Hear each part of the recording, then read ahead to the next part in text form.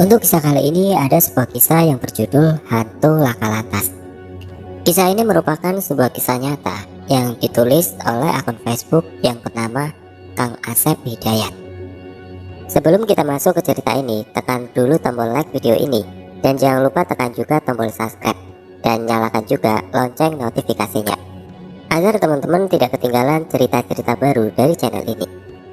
Dan bagi teman-teman yang ingin baca langsung ceritanya, follow juga akun penulis yang nanti linknya akan saya sertakan di kolom deskripsi.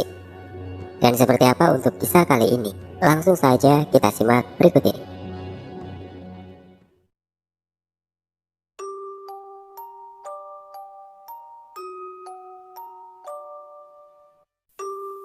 Aku seorang anggota polisi yang pada saat itu bertugas di Batam di bagian Laka Lantas. Aku akan menceritakan pengalaman mistis yang aku alami ketika aku sedang bertugas piket laka. Tugas piket laka yaitu untuk melayani laporan kejadian kecelakaan lalu lintas. Malam itu aku melaksanakan piket bersama dua orang rekan lainnya dan aku yang paling junior. Aku memang mengabdi di kepolisian ini baru 3 tahun. Dua seniorku yang piket laka malam itu yaitu Bang Anto dan Rudi, nama samaran. Waktu baru menunjukkan pukul 9 malam. Bang Anto mulai terlihat gelisah. Aku paham kebiasaannya. Pasti dia mau izin keluar, pikirku. Seperti dugaanku, benar saja dia pamitan denganku. Ya, abang izin keluar dulu ya. Ada perlu, ntar kalau ada apa-apa bel abang ya. Kamu masih ada teman Rudi tuh. Siap bang, aman tuh, jawabku singkat. Lalu Bang Anto pun berlalu pergi sambil bersiul menggunakan sepeda motornya. Entahlah keperluannya apa. Aku pun kembali duduk sambil menonton TV. Ya, hitung-hitung mengisi waktu yang sepi, pikirku. Malam itu cuaca sangat dingin sekali. Sepertinya hari mau hujan. Dan baru saja aku duduk di kursi sambil nonton TV. Bang Rudi yang dari tadi nelpon memanggil. Ya, sambil nonton TV, kamu isi buku mutasi ya. Aku tidur dulu. Nanti subuh gantian aku yang jaga dan giliranmu yang istirahat. Takdir sebagai junior, aku hanya bisa bilang, siap bang. Ku ambil buku mutasi yang ada di meja panjang dan aku pun mulai menulis mutasi. Buku mutasi adalah buku yang mencatat segala kegiatan atau kejadian dalam pelaksanaan piket. Enak kali jadi senior ya. Bisanya cuma merintah. Tapi bagaimana lagi, pikirku. Dalam waktu singkat yang ku dengar dari Bang Rudi yang berada di ruang istirahat, hanya suara dengkuran nafasnya saja. Tandanya kalau Bang Rudi kini sudah terlelap. Entah mengapa malam itu terasa begitu sepi dan jenuh bagiku. Mungkin karena tidak ada teman mengobrol dan yang bisa aku lihat hanya TV. Karena pada masa itu belum seperti saat ini yang sudah ada Android dan medsos. Doaku saat itu tiada lain, semoga saja malam itu tidak ada laka lantas. Demikian harapanku. Walau malam itu aku merasa jenuh, namun ini sudah menjadi tugas dan tanggung jawabku sebagai abdi negara. Aku harus tetap ikhlas menjalaninya. Aku masih selalu ingat pesan kedua orang tuaku ketika melepas keberangkatanku untuk melaksanakan tugasku di Pulau Batam. Nah, jadilah anggota polisi yang bertanggung jawab akan tugas. Jangan sakiti siapapun. Bantulah orang yang membutuhkan pertolonganmu sebisamu. Carilah rezeki dengan cara yang halal. Serta jangan pernah kamu lalaikan ibadah agar kamu selamat dunia akhirat. Demikian pesan kedua orang tuaku. Sesaat terlintas di pikiranku wajah lelah kedua orang tuaku. Rindu rasanya kepada mereka karena sudah 3 tahun aku tidak bisa pulang. Karena aku belum mendapatkan izin. Selama ini aku hanya bisa berkomunikasi melalui telepon saja. Tapi kedua orang tuaku selalu memberikan aku semangat serta dukungannya. Waktu menunjukkan pukul 2 dini hari, kedua mataku mulai terasa berat karena kantuk. Kulihat Bang Rudi masih terlelap tidur. Dan Bang Anto yang dari tadi keluar pun belum kembali juga. Untuk melawan rasa kantuk yang mulai menyerang mataku ini, aku membuat secangkir kopi. yang aku seduh dari dispenser yang letaknya di ruang sebelah, dekat pintu toilet. Ruang jaga kami memang sempit, jadi hanya di tempat itu bisa diletakkan dispenser. Kemudian aku kembali ke depan, di mana aku standby jaga. Kopi hangat pun aku minum. Lumayanlah, kopi ini bisa menemani kesendirianku dan sedikit melawan rasa kantukku. Terdengar di atap seng pos seperti rintik air hujan. Walau hanya gerimis, seiring dengan hembusannya angin yang terasa begitu dingin, bagai menusuk tulang. Bergegas aku mengambil jaket yang aku gantung di dinding pos. Lumayanlah, jaket kesayanganku ini bisa mengurangi rasa dingin. Lalu aku pun kembali duduk. Tiba-tiba saja, bruk, terdengar suara seperti seseorang menutup pintu toilet yang ada di ruang sebelah. Sedikit membuat aku terkejut. Mungkin itu Bang Rudi yang ke toilet, pikirku. Karena saat itu terdengar ada suara keran air dihidupkan dari dalam toilet. Kembali perhatian mata aku arahkan ke TV.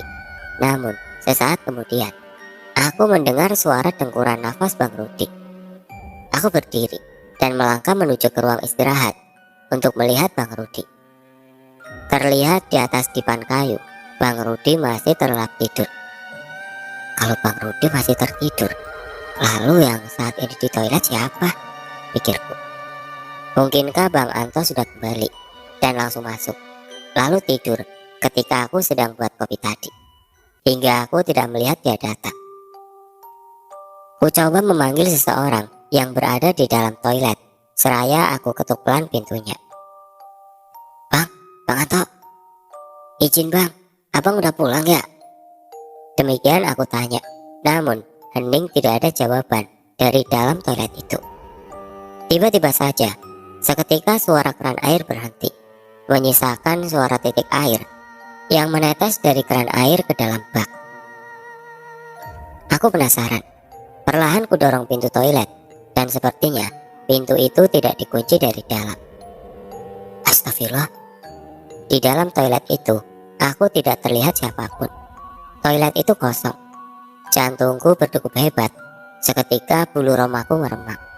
Dari dalam toilet, aku mencium bau amis darah segar yang begitu menyengat hingga membuat kepalaku pusing dan perutku terasa mual. Ya, itu memang bau amis darah. Secepatnya aku tutup kembali pintu toilet itu. Dengan segera aku pun kembali ke ruang jaga. Aku berusaha untuk berpikir positif, walau perasaanku mulai tidak karuan. Ku minum sisa air kopi yang ada di cangkir, sambil merokok untuk mengurangi rasa takut yang mulai merasuki jiwaku. Aku sapukan kedua mataku ke arah depan pos. Terlihat berderet mobil-mobil barang bukti laka lantas. Terlihat gelap karena minimnya penerangan dan hanya terbias cahaya dari lampu pos tempat aku berjaga, membuat suasana semakin terasa menyeramkan bagiku. Namun, tidak ada apa-apa. Itu hanya perasaanku saja. Begitu hatiku berkata. Tiba-tiba saja, dari arah area barang bukti, saya dengar suara seseorang tengah mengobrol. Dan yang ku dengar, sepertinya lebih dari 2 orang. Dengan rasa penasaran, aku beranjak dari tempat dudukku. Aku ambil senter yang ada di meja pos. Lalu aku pun melangkah keluar pos, hendak mengecek suara yang ku dengar tadi. Aku pun terus melangkah ke arah sumber suara. Senter pun aku nyalakan dan aku sorotkan. Samar dari kejauhan, terlihat ada beberapa orang sedang berkumpul dengan posisi berjongkok. Dan ada sosok yang tergeletak di atas tanah di hadapan kedua orang yang tengah berjongkok itu. Ku dengar suara erangan kesakitan. Mungkin korban laka lantas, pikirku. Tapi kenapa tidak ada yang melapor? Dan tiba-tiba saja korban lakanya berada di sini. Kalau memang terjadi kecelakaan, kenapa tidak dibawa ke rumah sakit korbannya? Demikian pertanyaan berkecamuk dalam pikiranku. Kira-kira dari jarak 20 meter, aku menghentikan langkahku. Dengan cahaya senter, aku arahkan kepada mereka dengan setengah berteriak bertanya. Pak, Bu, sedang apa di sana? Tidak ada jawaban dari mereka. Aku pun kembali melangkah mendekati mereka. Hingga jaraknya semakin dekat, Kuperhatikan dengan seksama. Dengan perlahan kedua orang yang sedang berjongkok itu berdiri dan memandang ke arahku. Astagfirullah. Sontak aku terkejut, serasa jantungku berhenti berdetak begitu melihat wajah kedua sosok itu. Terlihat wajahnya berlumuran darah. Salah satu dari mereka matanya nyaris keluar. Tangannya yang sebelah kiri nyaris putus dan masih mengucurkan darah segar. Nafasku terasa sesak menyaksikan pemandangan sangat mengerikan itu. Kulihat salah satu dari mereka yang menggunakan kaos berwarna hitam serta celana jeans warna biru tua dengan tertati-tati mulai bergerak mendekatiku. Sembari berkata dengan suara lirih dan serak, membuat aku semakin merasa ngeri. Tolong kami, ucapnya kepadaku sambil menggapaikan tangannya ke arahku. Melihat kedua sosok itu bergerak mendekat, aku beringsut mundur beberapa langkah karena aku merasa ada keanehan dari mereka. Jika memang mereka itu korban laka lantas, tidaklah suatu hal yang mungkin masih bisa hidup dan bisa berjalan. Dengan kondisi yang aku lihat, pasti ini ada yang tidak beres, pikirku. Di saat situasi menegangkan, tiba-tiba saja sosok perempuan yang dari tadi hanya tergeletak di tanah tidak bergerak, tertawa ngikik. Dengan perlahan pula ia bangkit. Lalu dengan seketika, ia memandang ke arahku. Sontak aku terkejut, pelaksana ada sesuatu yang menggerakkan tubuhku seketika. Aku berbalik dan berlari menjauhi mereka kembali ke pos jaga. Kudengar sayup namun jelas di telingaku suara tertawa ngikik dari arah belakangku. Tentu saja membuatku semakin ketakutan. Brak! Tanpa sadar karena rasa takut yang teramat sangat, aku menabrak pintu kaca pos jaga yang mengakibatkan pintu kaca itu pecah. Lalu aku duduk di bangku panjang dengan nafas yang masih tersegal-segal. Terasa pedih di keningku, dan ketika aku usap, ternyata keningku terluka serta mengeluarkan darah hingga menetes di lantai akibat terkena pecahan kaca. Tiba-tiba saja Bang Rudi keluar dari ruang sebelah. Mungkin karena suara gaduh membuat Bang Rudi terbangun dari tidurnya. Ada apa ya? Kok ribut-ribut? Terus kenapa keningmu luka? Bang Rudi bertanya kepadaku dengan raut wajah panik melihat luka berdarah di keningku. Singkat cerita, aku pun menceritakan kejadian yang baru saja aku alami. Bang Rudi pun hanya terdiam ketika mendengarkan ceritaku sambil berusaha menenangkanku. Di tengah situasi baru saja mulai tenang, berhembus angin yang sangat dingin, bercampur dengan aroma bau amis yang begitu menyengat. Bang Rudi berdiri dan berjalan ke arah pintu keluar pos. Di sana, Bang Rudi berdiri menghadap keluar sambil berkomat-kamit. Mungkin ia berdoa karena setelah Bang Rudi selesai, aroma bau amis darah pun seketika hilang. Lalu Bang Rudi kembali mendekatiku dan duduk di sampingku. Lalu ia bercerita. Konon, setiap piket malam Jumat selalu saja ada penampakan dari makhluk-makhluk halus yang ada di areal sini.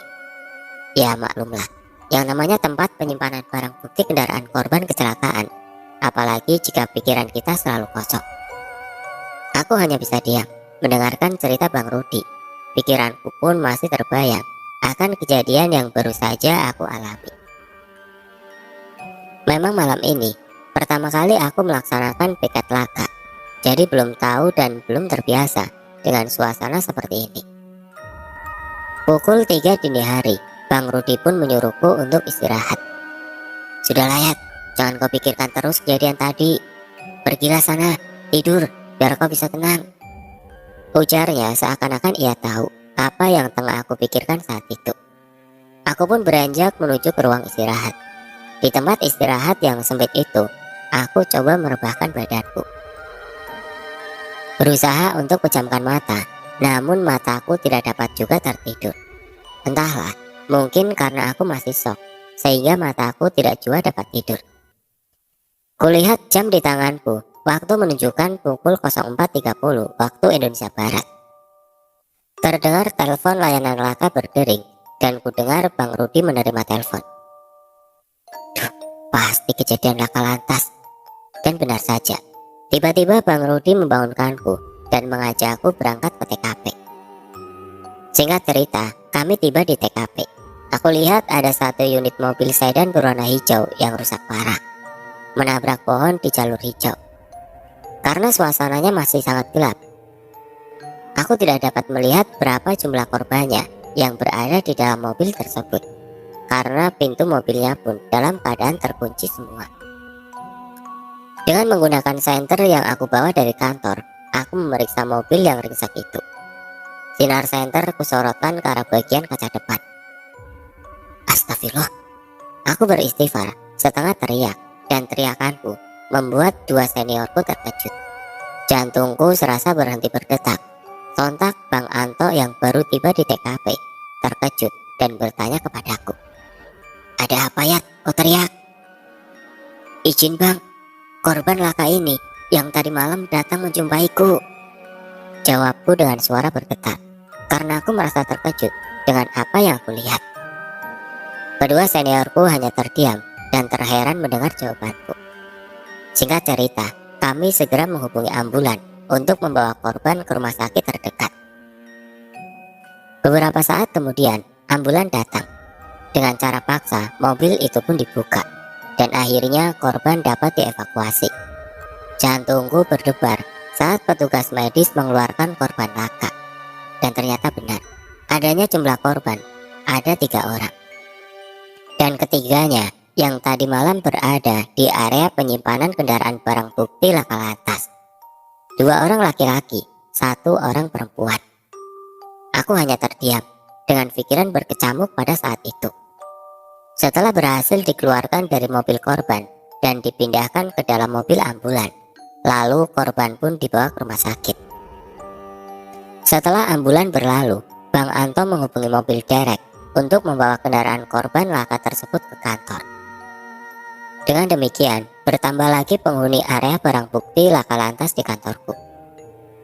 Singkat cerita, setelah semua selesai menangani laka lantas itu, jam 8 pagi, kami pun serah terima tugas kepada petugas piket laka yang baru. Aku pun segera pulang ke rumah. Namun, setibanya di rumah, aku tidak bisa beristirahat. Entah mengapa aku masih kepikiran dengan kejadian-kejadian itu. Bahkan hingga saat ini, aku masih belum mengerti dengan kejadian malam itu. Kejadian laka lantasnya jam 5 subuh, sementara kejadian yang aku alami jam 2 malam. Entahlah, mungkin hanya Tuhan yang tahu apa yang aku alami. Semua kejadian yang di luar nalarku. Info dari pihak rumah sakit, korban laka tersebut tercium bau minuman keras, serta hasil tesnya dinyatakan akibat mabuk, diduga mengkonsumsi minuman keras. Sedikit pesan dari saya, berhati-hatilah dalam berkendara, kendalikan emosi. Terkadang ada saatnya harus mengalah, walau kita benar. Karena jika memaksakan, maka kita akan celaka, dan akhirnya sia-sia, walaupun kita dalam posisi benar. Belajarlah bersopan santun dalam berkendara. Hindari berkendara jika dalam keadaan mabuk atau mengantuk.